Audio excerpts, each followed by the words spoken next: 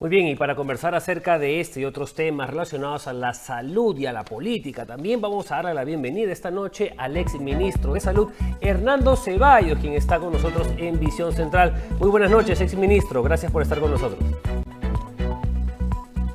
Muy buenas noches, es un placer conversar con ustedes.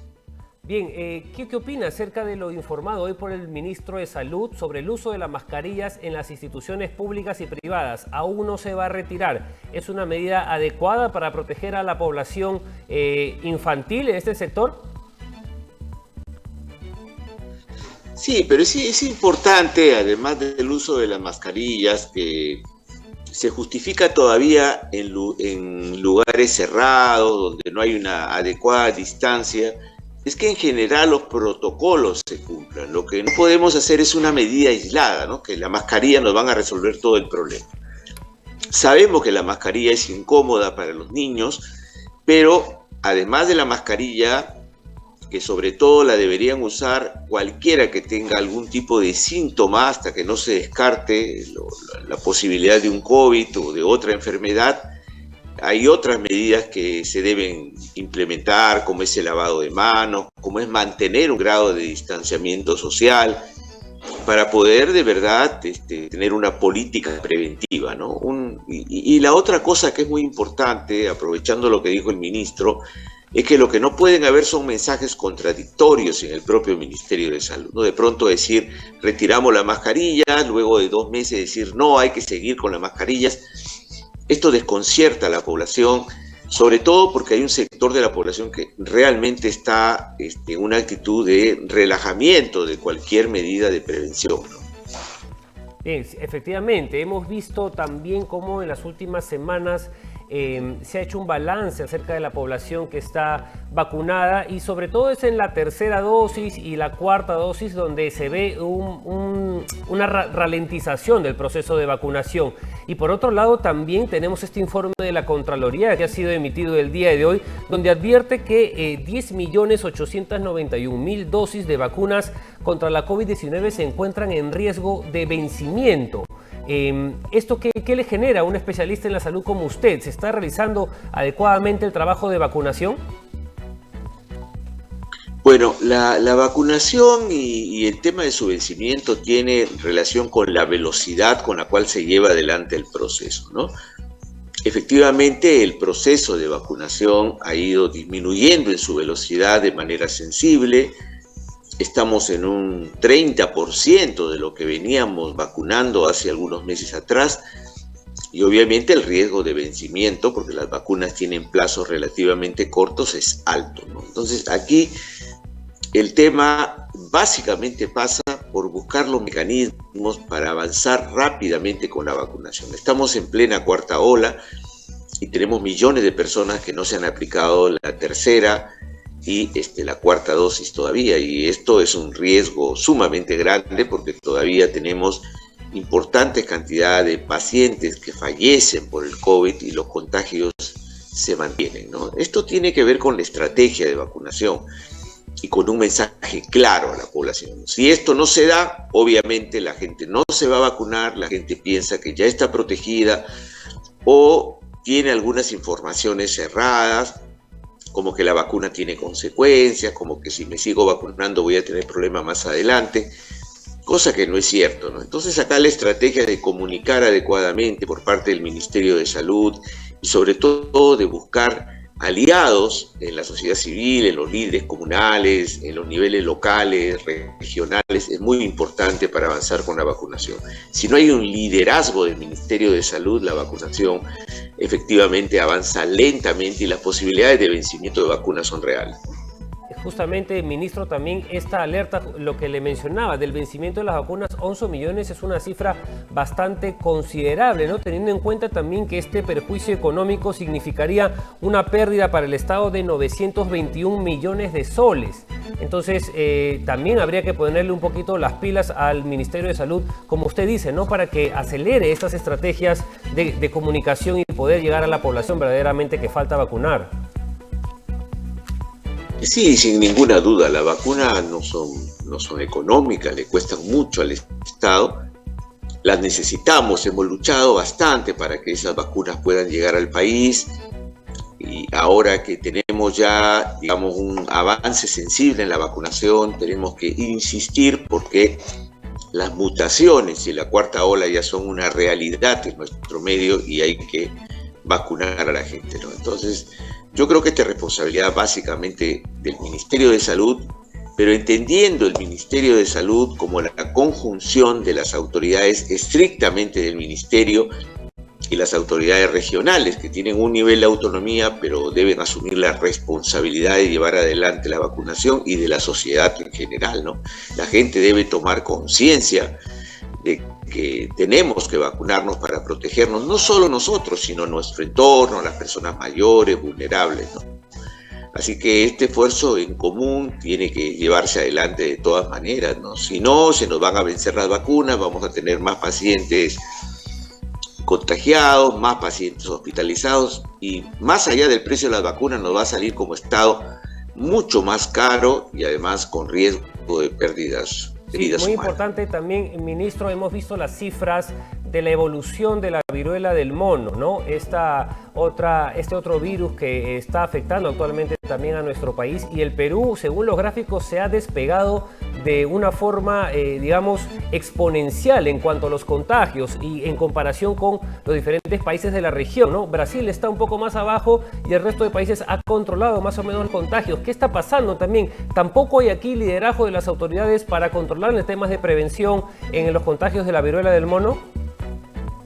Bueno, en salud las cifras nos indican si estamos trabajando de manera adecuada o si tenemos dificultades, ¿no? Y evidentemente las cifras nos indican que no hemos podido controlar esta situación de la viruela del mono.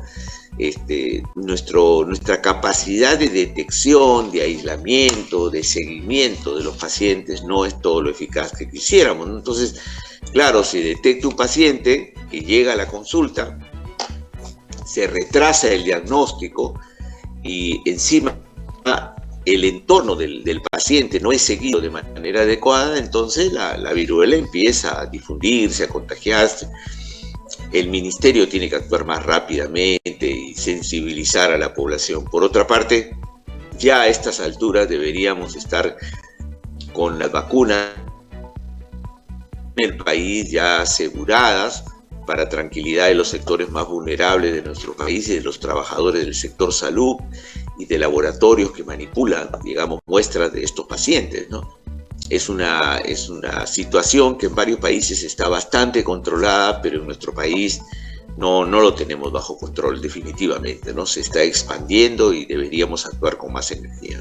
Usted lo ha dicho, ¿no? Las vacunas ya deberían estar acá, sin embargo, hasta ahora se discute si sí, si no, para el personal médico, que lo van a traer, que no, y aún vemos esta indefinición en las autoridades. Por otro lado, también me es importante también consultarle, ex ministro, por los temas de la coyuntura política, ¿no? Que día a día vivimos. Usted sabe que estamos en una situación complicada, de constante enfrentamiento entre el Ejecutivo y el Legislativo. Justamente hace un momento se acaba de aprobar en el Congreso la citación para el premier Aníbal Torres para que acude el día jueves a explicar acerca de estas declaraciones altisonantes, por decirlo de alguna manera, que tuvo en Palacio de Gobierno, donde convocaba a la gente a movilizarse, ¿no? A que traigan 50 personas más para que hagan arrodillarse a los golpistas, ¿no? Que muchos de ellos, mucha población que apoya al Ejecutivo, pide el cierre del Congreso. ¿Cuál es su valoración de esta situación? ¿Cree que esto contribuye a generar consensos, a generar de alguna manera mayor gobernabilidad, o por otro lado la dinamita? Creo que estamos jugando un partido totalmente diferente del que necesita la población. Las cosas han subido mucho, efectivamente el COVID no está controlado, aparece la viruela del mono, la desocupación es muy fuerte en la población. Es decir, la gente necesita que el Ejecutivo y el Congreso empiecen a asumir con mucha energía problemas que viven todos los días. Las cosas han subido de manera desmesurada y uno lo ve al Congreso discutiendo cosas que realmente no son las que a la gente le interesa. Es decir, todos los días aparecen noticias en muchos medios de comunicación que no tienen que ver con lo que la gente siente y quiere que se resuelva. La gente lo que quiere es que el gobierno y el Congreso tomen medidas claras para controlar esta escalada de precios, para resolver el problema del agro y los fertilizantes. Es decir, necesitamos además ver el país como un país que, y la pandemia nos lo ha mostrado, un país que necesita profundos cambios. Hay que hacer reformas en el aparato del Estado para frenar de verdad la corrupción. Y sin embargo, el Congreso, que tiene un montón de proyectos archivados, que no trabaja aceleradamente por una serie de reformas en el sector salud, en educación, la reforma laboral, qué vamos a hacer con el medio ambiente, qué vamos a hacer con la minería en el país. Eso parece que no esté en la agenda del Congreso, y el Ejecutivo tampoco asume, digamos, un equipo técnico capaz de enfrentar esta situación. Mientras tanto, la población ve un circo de un Congreso que finalmente no se anima a tomar decisiones, porque además hay intereses atrás, y que lo que está tratando es de generar un nivel de golpear al gobierno, de ponerlo contra la pared, pero no pensando en que la gente tiene urgencias, ¿no? Entonces, eso me preocupa a mí. Creo que estamos en otra cosa, mientras la población esté exigiendo que se tomen medidas concretas, y que el Congreso, la verdad, se ponga a fiscalizar en serio y a legislar como corresponde. ¿Por dónde va, digamos, la postura del exministro Hernando Ceballos, excongresista también? Usted sabemos es un político de larga data de la izquierda peruana y como usted lo acaba de describir, ¿no? Vemos esta eterna disputa donde no se atienden las necesidades verdaderas de la gente. Por un lado tenemos un presidente con 6 investigaciones abiertas en la Fiscalía. Por otro lado tenemos en el Congreso a acusados de violación, a condenados por colusión. O sea, tenemos una situación política caótica verdaderamente. ¿Dónde está la salida a esta situación? En las encuestas piden adelanto de elecciones la mayoría de la población, adelanto de elecciones generales. Por otro lado, se habla en el Congreso y hay una acusación constitucional contra el presidente por presunta traición a la patria. Se habla también de una vacancia. También se ha presentado 2 mociones, una de denuncia constitucional contra el premier Aníbal Torres y otra contra el ministro de Vivienda, ministro ya ahora de Transporte, Heiner Alvarado.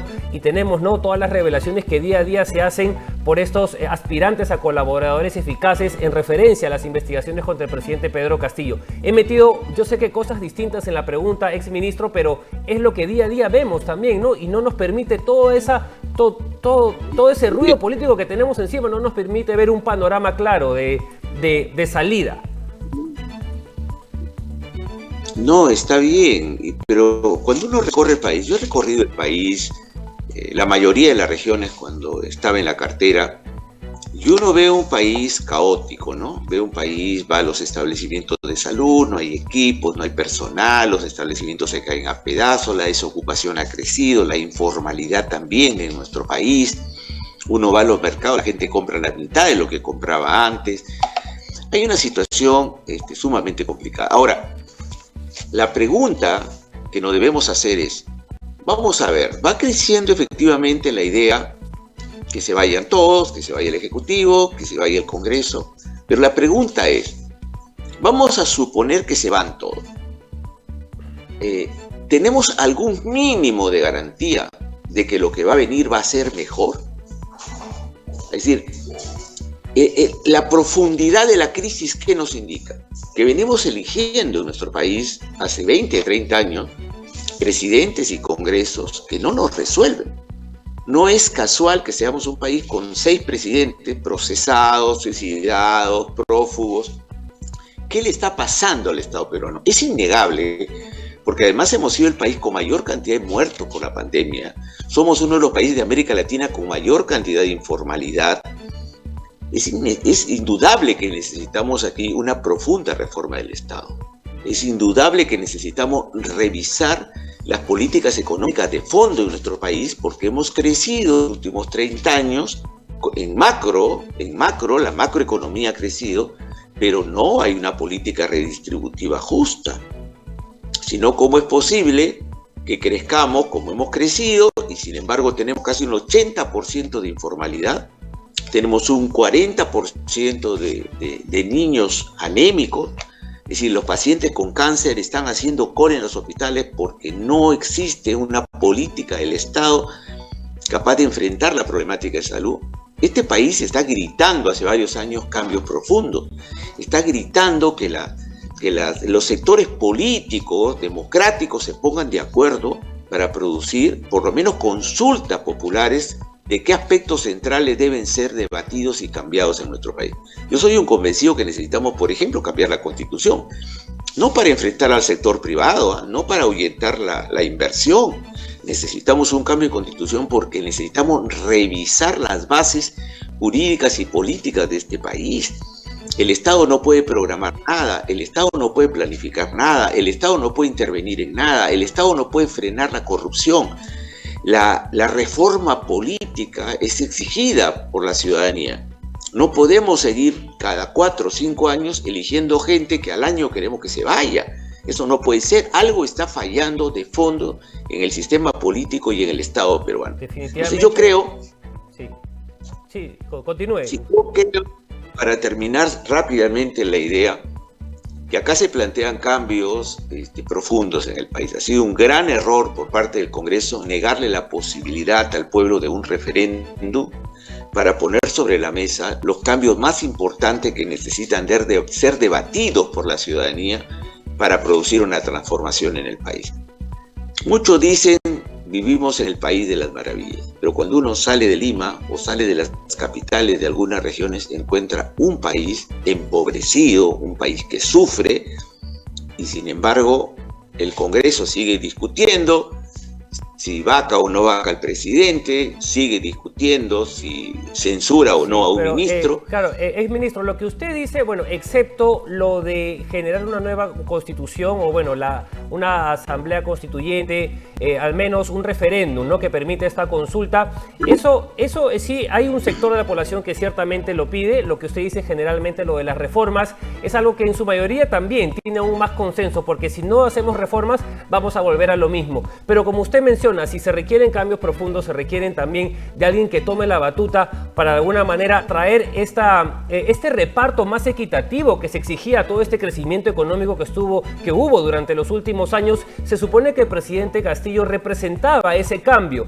Sin embargo, más allá, ya en el primer año de gobierno, lo que hemos visto hasta ahora son acusaciones de corrupción, y muy graves, ciertamente, ¿no?, que implican no solamente a él, sino a su familia, a su entorno más cercano. Y una de las revelaciones más recientes, que al parecer sería ya una de las pruebas fehacientes que muchos estaban pidiendo, son estos POSIT que al parecer le habría compartido a Bruno Pacheco, ¿no?, para este caso de los ascensos en las fuerzas militares y policiales, que también ha revelado otro exministro que era una manera de trabajar del presidente Castillo, una manera que se le hizo costumbre, ¿no? Mariano González, exministro, ¿a usted también le compartían algunas indicaciones por POSIT, como lo hacía con otros ministros?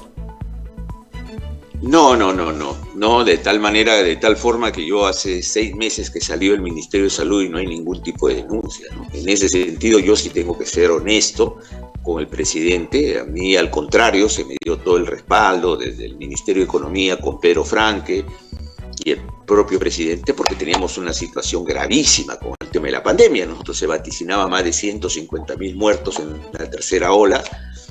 Y entonces ahí no había espacio en el Ministerio de Salud para conversar otra cosa que no sea cómo enfrentamos la pandemia. Por esa razón es que producimos los cambios que había que producir y mantuvimos a los técnicos que había que mantener para seguir adelante. Ahí no había que yo aquí voy a hacer esto, voy a hacer lo otro. Entonces yo entiendo que si hubo algún tipo de intencionalidad, por lo menos en el Ministerio de Salud, eso no se expresó. Ahora, volviendo a su pregunta, efectivamente hay denuncias de corrupción contra el presidente. No es nuevo en nuestro país que los presidentes tengan denuncias de corrupción. Eso no exonera de la necesidad de que se investigue todo lo que haya que investigar, y si se encuentran efectivamente pruebas de que, no solo indicios, sino pruebas de que el presidente o quien sea haya cometido ilícito, pues tiene que ser sancionado, porque la democracia no puede convivir con la corrupción, porque finalmente eso carcome la confianza de la ciudadanía. Ahora, nosotros hemos elegido por 5 años un presidente. El pueblo ha elegido por 5 años la mayoría, más allá de que sea una mayoría estrecha, pero es la mayoría que ha elegido. Hay mecanismos constitucionales que deben respetarse, ¿no? Si hay elementos con concretos que demuestren que hay irregularidades, la Constitución permite tomar medidas. Lo que no se puede es utilizar políticamente eso. Que ahora es necesario avanzar en medidas inmediatas para controlar el alza, para ver el tema de los fertilizantes y la crisis agraria. Hay medidas concretas que se pueden tomar ahora, hay que ser conscientes que esas medidas, si no van acompañadas de procesos profundos, esto no va a mejorar en nuestro país. Ahora, el presidente no está cumpliendo lo que él prometió cuando asumió, y luego el 28 de julio, el plan centenario. Por eso yo creo francamente que la gente tiene que movilizarse para exigir, primero, transparencia, segundo, el cumplimiento del programa que el presidente anunció el 28 de julio en el plan bicentenario, y tiene que exigirle al Congreso también el cumplimiento de las reformas que son necesarias en el país, más seriedad, ¿no? Porque efectivamente la crisis es una crisis global que involucra distintos sectores del Estado, desde el Ministerio Público, que debe investigar, aunque no lo hizo antes con otros presidentes. Bueno, si lo tiene que hacer ahora, que lo haga. Que se haga de ahora en adelante también, que esa costumbre quede ya. Por supuesto, pero que lo haga con seriedad, que no politice las investigaciones, y si encuentra responsables, efectivamente que les caiga todo el peso de su responsabilidad, de la ley. Pero el Perú lo que quiere es que las cosas se lleven adelante con seriedad, se lleven adelante tomando los problemas más importantes que agobian a la población, y que no hay un circo, porque lo que vemos nosotros en el Congreso es que la verdad hay unas ganas de que se vaya a Castillo para sentarse allí y no para mejorar las cosas en el país, ¿no? Sí, ambos quieren sacarse uno del otro, ¿no? En el Congreso dicen vacancia, en el Ejecutivo dicen cierren el Congreso, y bueno, así estamos aún en estos momentos, pero le agradecemos muchísimo su participación el día de hoy al exministro de Salud, Hernando Ceballos, por estar con nosotros en Visión Central. Muy amable. A ustedes, muchas gracias. Bien, ahí teníamos entonces al exministro de Salud, que ha sido muy claro en dos puntos sobre el tema de la ralentización de la vacunación y esta advertencia de la Contraloría de que más de 10 millones de vacunas se caduquen en las próximas semanas.